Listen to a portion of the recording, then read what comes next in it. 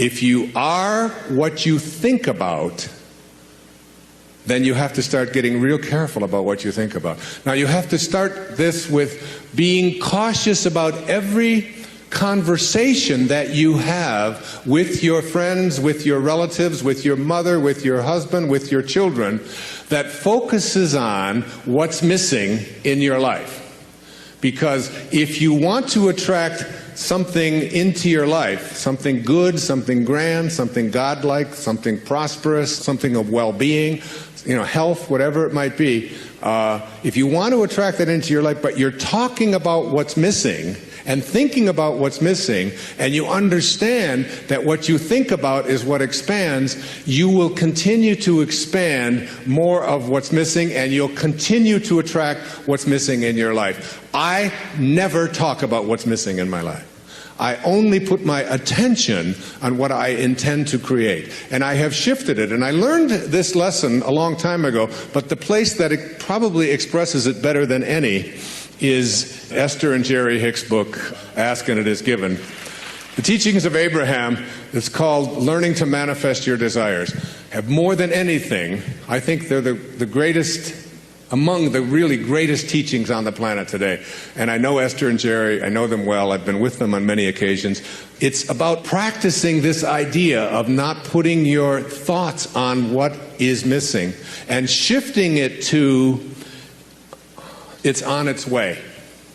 It's on its way. It's on its way. 4 words, just get them tattooed someplace inside of you. Whatever it is that you would like to attract into your life, know that it's on its way. And I want to say to you that as you begin to get your thoughts more harmonized with Tao thinking, that is, with the thinking of the source, the thinking of God, that which always has been, that which does nothing but leaves nothing undone, as you begin to more and more harmonize in this way, what happens is that you start elevating your thoughts so that the habit of how you think becomes more harmonized. Rather than a polarity with what you want to attract, it becomes harmonized with it, and it becomes your natural way of how you think all the time. And you start then beginning to teach your children the same way of thinking. So you just catch them when they start saying things like, oh, with my luck it won't work out. Why have any of us ever learned to say, with my luck, and having it mean things aren't going to work out? Why wouldn't you say, and just have it as your habit, with my luck, it'll probably show up faster than it normally does? Why not have that kind of a way? Because here's what happens. As you begin to shift the way that you think and have an anticipation that this thing is going to work out for you, you can only act upon your thoughts. And as you get these higher and higher thoughts, what happens is that the thought is now more aligned with what it is you want to attract, and then you start acting upon that thought.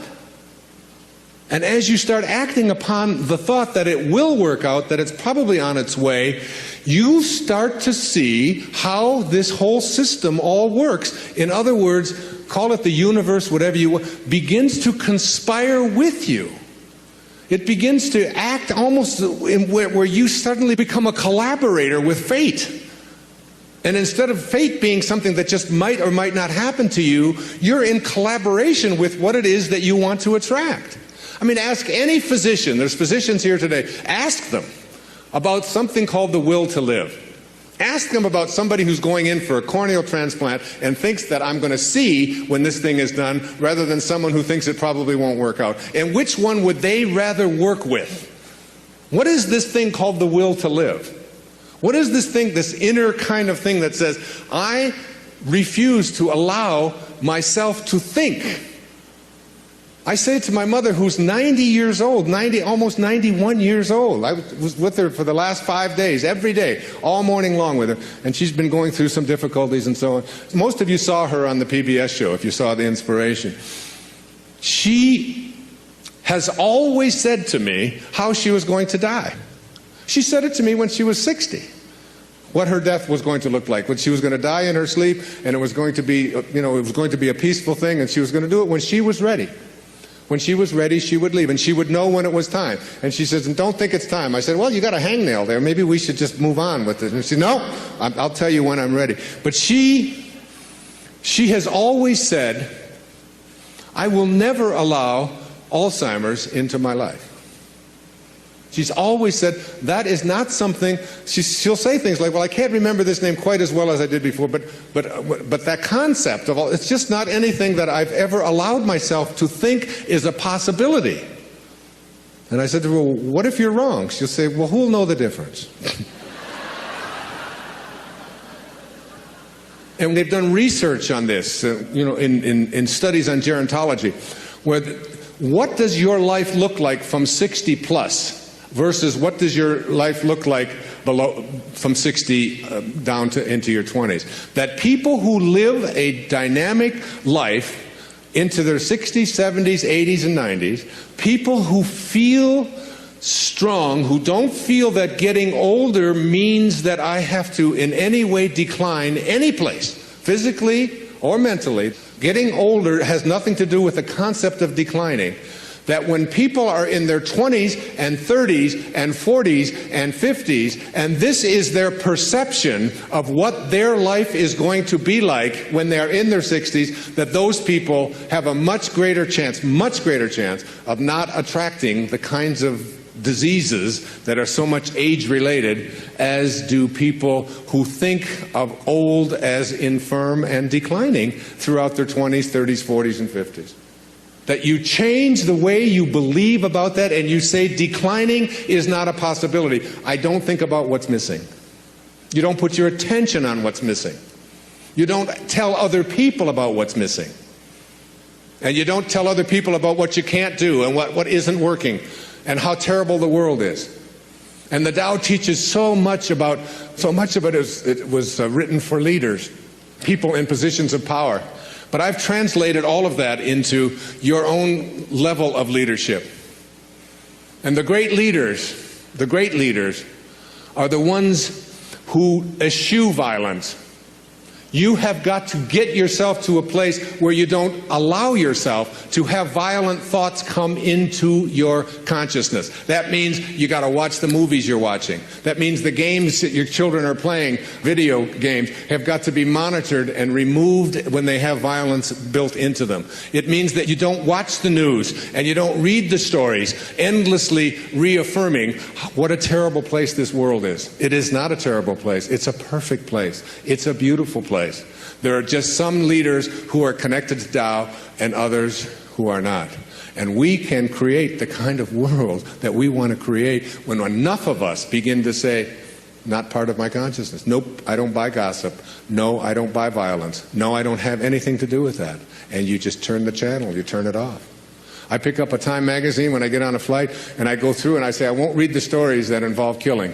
I won't read this. I don't need to hear any more about any more people blowing themselves up. I don't need to continue to have that as a part of my consciousness because I want to be someone who radiates out God-realized thinking. That's what I want to do.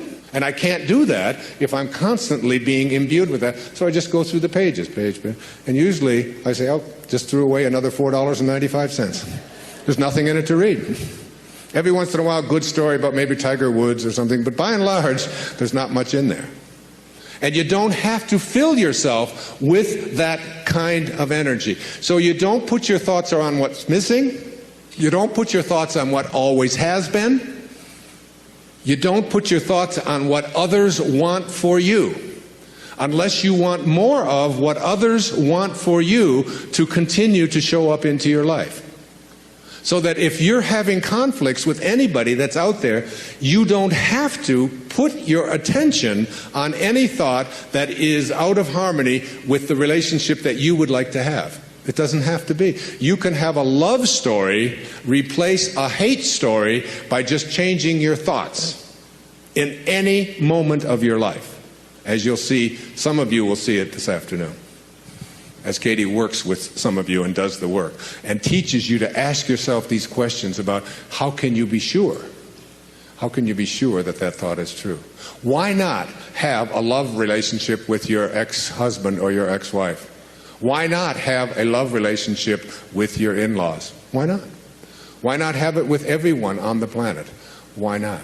Indeed, why not? Every moment of your life, this choice is yours. You can either be a host to God or a hostage to your ego. It's your call. God bless you, and thank you for your attention. Namaste. Thank you.